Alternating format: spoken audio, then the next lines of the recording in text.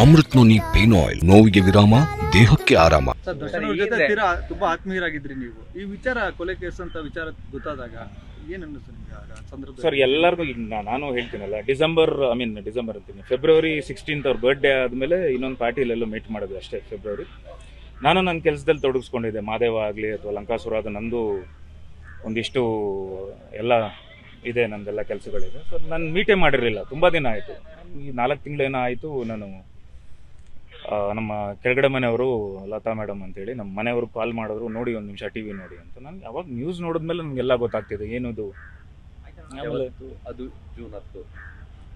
ಅವತ್ತು ಅಂದರೆ ಯಾವತ್ತು ಇದಾಯ್ತಲ್ಲ, ಅವತ್ತೇ ನಾನು ಐ ವಾಸ್ ವೆರಿ ಶಾಕ್. ನನಗೆ ಏನಿದು, ಯಾಕಂದರೆ ನನ್ನ ಮಾಹಿತಿನೇ ಇರಲಿಲ್ಲ, ಏನು ಮಾತಾಡೋದು. ಆಮೇಲೆ ನನಗೆ ಇವತ್ತು ಎಷ್ಟು ಅಭಿಮಾನಿಗಳಿಗಾಗಲಿ ಇಡೀ ಕರ್ನಾಟಕಕ್ಕೆ ಎಷ್ಟು ಜನ ಆ ಕಡೆ, ಆ ಫ್ಯಾಮಿಲಿ, ರೇಣುಕಾ ಸ್ವಾಮಿ ಅವ್ರ ಫ್ಯಾಮಿಲಿ ಆ ಕಡೆ ಒಂದು, ನೀವೇ ಹೇಳ್ದಂಗೆ ಎಲ್ಲ ಕಡೆನೂ ಕಣ್ಣೀರಲ್ಲಿ ಕೈ ತೊಳಿತಾ ಇದ್ದಾರೆ ಅಂತ ಆ ಫ್ಯಾಮಿಲಿ ಆ ಥರ.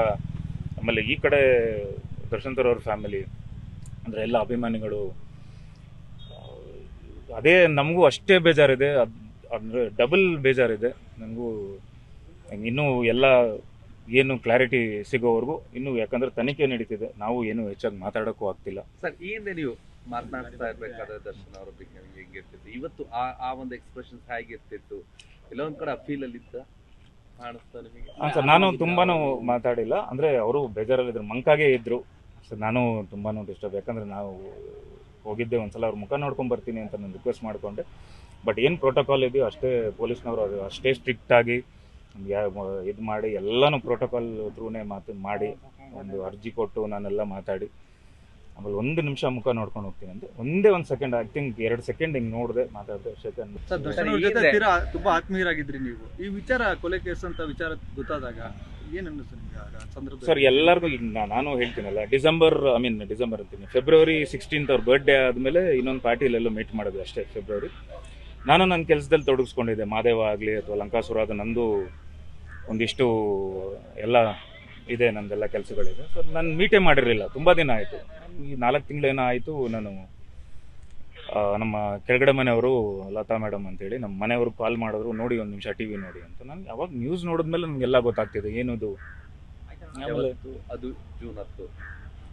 ಅವತ್ತು ಅಂದರೆ ಯಾವತ್ತು ಇದಾಯ್ತಲ್ಲ, ಅವತ್ತೇ ನಾನು ಐ ವಾಸ್ ವೆರಿ ಶಾಕ್. ನನಗೆ ಏನಿದು, ಯಾಕಂದರೆ ನನ್ನ ಮಾಹಿತಿನೇ ಇರಲಿಲ್ಲ, ಏನು ಮಾತಾಡೋದು. ಆಮೇಲೆ ನನಗೆ ಇವತ್ತು ಎಷ್ಟು ಅಭಿಮಾನಿಗಳಿಗಾಗಲಿ ಇಡೀ ಕರ್ನಾಟಕಕ್ಕೆ ಎಷ್ಟು ಜನ ಆ ಕಡೆ, ಆ ಫ್ಯಾಮಿಲಿ, ರೇಣುಕಾ ಸ್ವಾಮಿ ಅವ್ರ ಫ್ಯಾಮಿಲಿ ಆ ಕಡೆ ಒಂದು, ನೀವೇ ಹೇಳ್ದಂಗೆ ಎಲ್ಲ ಕಡೆನೂ ಕಣ್ಣೀರಲ್ಲಿ ಕೈ ತೊಳಿತಾ ಇದ್ದಾರೆ ಅಂತ ಆ ಫ್ಯಾಮಿಲಿ ಆ ಥರ. ಆಮೇಲೆ ಈ ಕಡೆ ದರ್ಶನ್ ಅವ್ರ ಫ್ಯಾಮಿಲಿ ಅಂದರೆ ಎಲ್ಲ ಅಭಿಮಾನಿಗಳು, ಅದೇ ನಮಗೂ ಅಷ್ಟೇ ಬೇಜಾರಿದೆ. ಅಂದರೆ ಡಬಲ್ ಬೇಜಾರಿದೆ ನನಗೂ. ಇನ್ನೂ ಎಲ್ಲ ಏನು ಕ್ಲಾರಿಟಿ ಸಿಗೋವರೆಗೂ ಇನ್ನೂ, ಯಾಕಂದ್ರೆ ತನಿಖೆ ನಡೀತಿದೆ, ನಾವು ಏನು ಹೆಚ್ಚಾಗಿ ಮಾತಾಡೋಕ್ಕೂ ಆಗ್ತಿಲ್ಲ. ಸರ್, ಈ ಹಿಂದೆ ನೀವು ಮಾತನಾಡ್ತಾ ಇರ್ಬೇಕಾದ್ರೆ ದರ್ಶನ್ ಅವ್ರ ಬಗ್ಗೆ ಹೆಂಗಿರ್ತಿತ್ತು, ಇವತ್ತು ಆ ಒಂದು ಎಕ್ಸ್ಪ್ರೆಷನ್ಸ್ ಹೇಗಿರ್ತಿತ್ತು? ಎಲ್ಲೊಂದ್ ಕಡೆ ಫೀಲ್ ಅಲ್ಲಿ ಇದ್ದ ಕಾಣಿಸ್ತಾ ನಿಮಗೆ? ಸರ್, ನಾನು ತುಂಬಾನು ಮಾತಾಡಿಲ್ಲ. ಅಂದ್ರೆ ಅವರು ಬೇಜಾರಲ್ಲಿದ್ರು, ಮಂಕಾಗೆ ಇದ್ರು.